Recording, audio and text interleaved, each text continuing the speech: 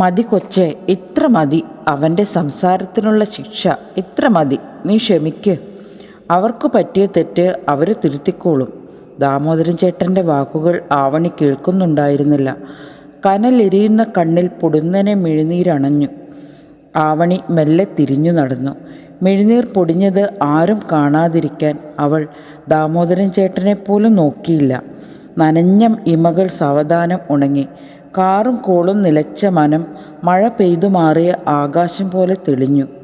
അന്നവൾക്ക് കടയിലേക്ക് പോകാൻ തോന്നിയില്ല. അമ്മയോടോ അനുജനോടോ അവൾ അക്കാര്യം പറഞ്ഞതേയില്ല.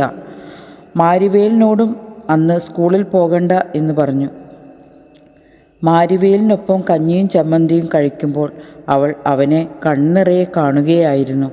അവൾ നിത്യവും കാണുന്ന സ്വപ്നങ്ങളിൽ ഒന്നു രണ്ടെണ്ണം അവൾ വിവരിക്കാൻ തുടങ്ങി. മഴവെള്ളം വീഴാത്ത ഒരു കൊച്ചു കൂര, അതായിരുന്നു അവളുടെ ആദ്യ സ്വപ്നം. അക്കച്ചി പറയുന്നതെല്ലാം അവൻ മൂളിക്കേൾക്കുന്നുണ്ടായിരുന്നു. അന്നവൾക്ക് ഉറക്കം വന്നതേയില്ല. പല പ്രാവശ്യം വാതിൽ ചവിട്ടുന്നതും ബഹളം വയ്ക്കുന്നതും അവൾ അറിഞ്ഞു. സാമൂഹിക വിരുദ്ധരുടെ പേക്കൂത്ത് എന്നാണ് അവൾക്കതിനെ നിർവചിക്കാനുണ്ടായിരുന്നത്. മിഴികൾ നിറഞ്ഞൊഴുകിക്കൊണ്ടിരുന്നു. ഭയത്താൽ വിറപൂണ്ട മനസ്സിനെ അവൾ അടക്കാൻ ശ്രമിച്ചുകൊണ്ടേയിരുന്നു. ഉറങ്ങിക്കിടന്ന അമ്മയുടെ കാലിന് സമീപം അവൾ മിഴി ചിമ്മാതെ ഇരുന്ന നേരം വെളുപ്പിച്ചു.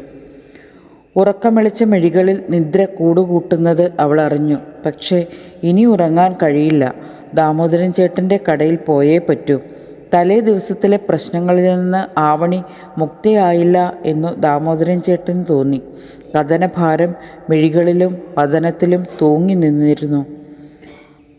ആവണിക്കൊച്ചേ, നിന്റെ വിഷമങ്ങളെല്ലാം പോയില്ലേ? നീ അവന്മാർക്ക് ഒത്തതുപോലെ കൊടുത്തില്ലേ? പിന്നെയും എന്തിനാ സങ്കടം? ഓരോ അവന്മാരുടെ സോക്കേട് നോക്കണേ.